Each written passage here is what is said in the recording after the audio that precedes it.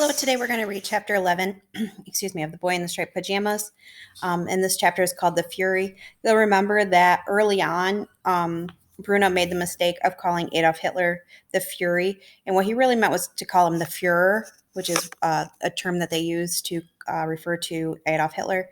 So this chapter is all going to be about Adolf Hitler. Okay.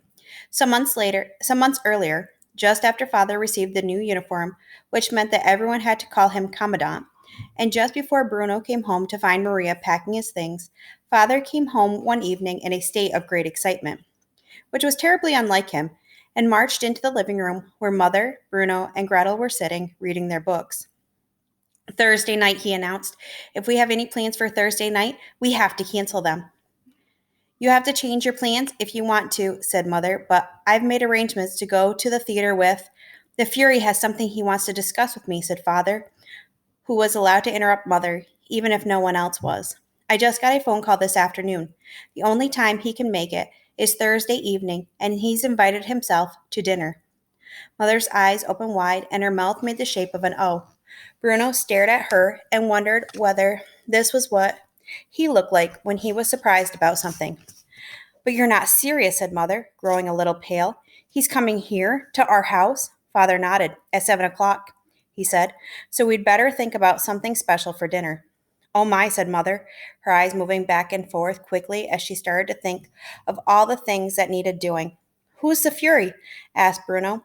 You're pronouncing it wrong, said Father, pronouncing it correctly for him. The Fury, said Bruno again, trying to get it right but failing again.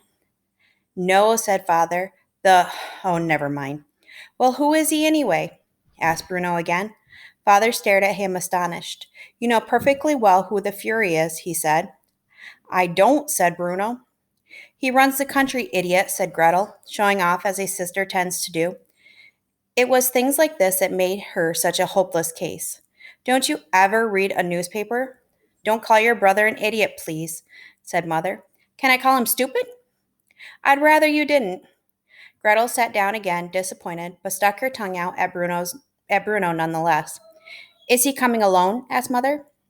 I forgot to ask, said Father, but I presume he'll be bringing her with him. Oh my, said Mother again, standing up and counting in her head the number of things that she had to organize before Thursday, which was only 2 evenings away. The house would have to be cleaned from top to bottom, the windows washed, the dining room table stained and varnished, the food ordered, the maids' and butlers' uniforms washed and pressed, and the crockery and glasses polished until they sparkled. Somehow, despite the fact that the list seemed to grow longer and longer all the time, Mother managed to get everything finished on time, although she commented over and over again that the evening would be a greater success if some people helped out a little bit more around the house. An hour before the Fury was due to arrive, Gretel and Bruno were brought downstairs, where they received a rare invitation into Father's office. Gretel was wearing a white dress and knee socks, and her hair had been twisted into corkscrew curls. Bruno's wearing a pair of dark brown shorts, a plain white shirt, and a dark brown tie. He had a new pair of shoes for the occasion and was very proud of them, even though they were too small for him and were pinching his feet and making it difficult for him to walk. All these preparations and fine clothes seemed a little extravagant, all the same, because Bruno and Gretel weren't even invited to dinner. They had eaten an hour earlier.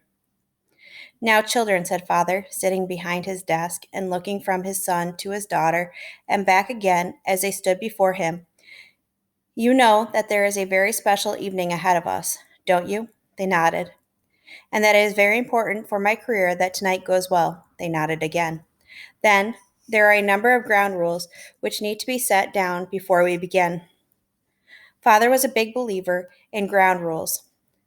Whenever there was a special or important occasion in the house, more of them were created. Number 1, said Father, when the Fury arrives, you will stand in the hall quietly and prepare to greet him. You do not speak until he speaks to you. Then you reply in a clear tone, enunciating each word precisely. Is that understood? Yes, Father, mumbled Bruno.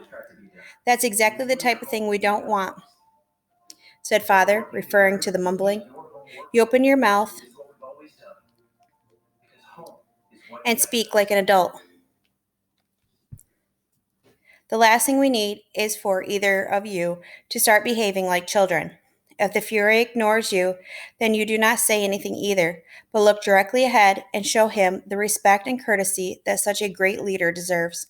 Of course, Father, said Gretel in a very clear voice.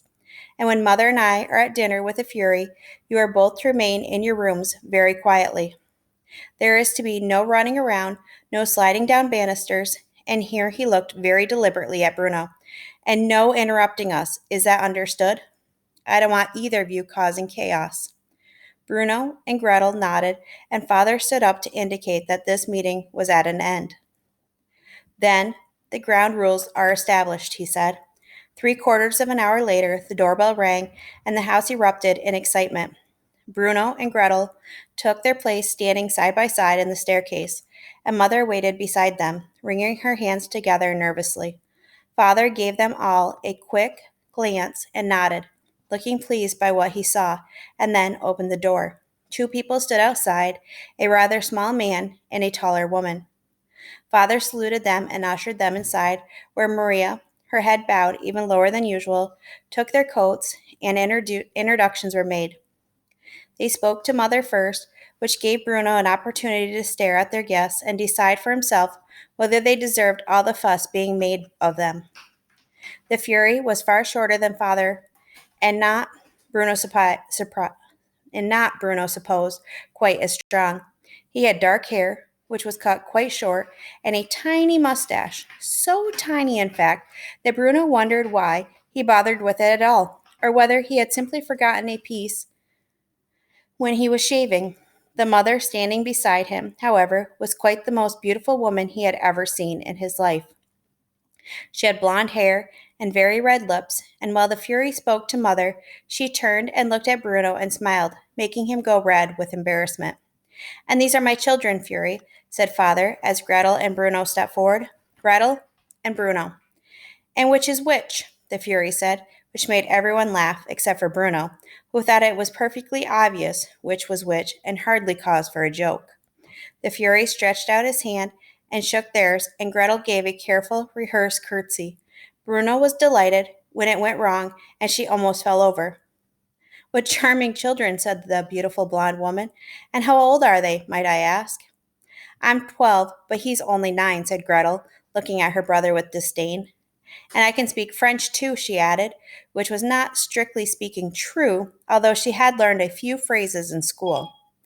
Yes, but why would you want to? Asked the Fury, and this time no one laughed. Instead, they shifted uncomfortably from foot to foot, and Gretel stared at him, unsure whether he wanted an answer or not. The matter was resolved quickly, however, as the Fury, who was the rudest guest Bruno had ever witnessed, turned around and walked directly into the dining room and promptly sat down at the head of the table in Father's seat. Without another word, a little flustered, Mother and Father followed him inside, and Mother gave instruction to Lars that he could start heating up the soup. I can speak French too, said the beautiful blonde woman, leaning down and smiling at the two children. She didn't seem to be as frightening as a Fury, as Mother and Father were. French is a beautiful language, and you are very clever to be learning it.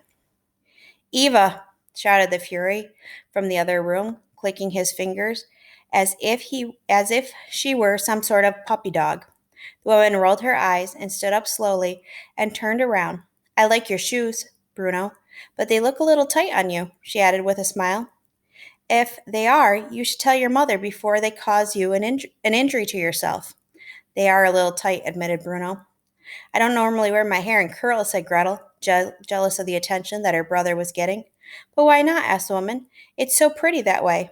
Eva, roared the Fury for a second time, and now she started to walk away from them.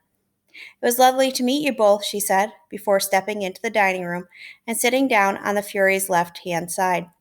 Gretel watched towards the stairs, but Bruno stayed rooted to the ground, watching the blonde woman until she caught his eye again and waved at him, just as Father appeared and closed the door with a jerk of his hand.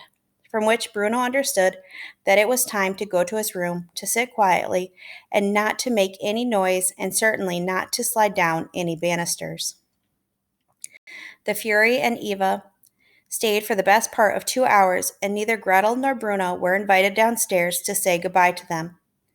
Bruno watched them leave from his bedroom window and noticed that when they stepped towards their car, which he was impressed to see had a chauffeur, the Fury did not open the door for his companion, but instead climbed in and started reading a newspaper while she said goodbye once again to Mother and thanked her for the lovely dinner. What a horrible man, thought Bruno. Later that night, Bruno overheard snippets of Mother and Father's conversation. Certain phrases drifted through the keyhole or under the door of Father's office and up the staircase and around the landing and under the door of Bruno's bedroom. Their voices were unusually loud, and Bruno could only make out a few fragments of them. To leave Berlin, and for such a place, Mother was saying. No choice. At least, not if we want to continue, said Father. As if it's the most natural thing in the world, and it's not. It's just not, said Mother. What would happen is I would be taken away and treated like said Father. Expect them to grow up in a place like, said Mother. And that's the end of the matter, and I don't want to hear another word on the subject, said Father. That must have been the end of the conversation, because Mother left Father's office then and Bruno fell asleep. A couple of days later, he came home from school to find Maria standing in his bedroom, pulling all his belongings out of the wardrobe and packing them in 4 large wooden crates, even the things he had hidden at the back that belonged to him and were nobody else's business. And that is where the story began.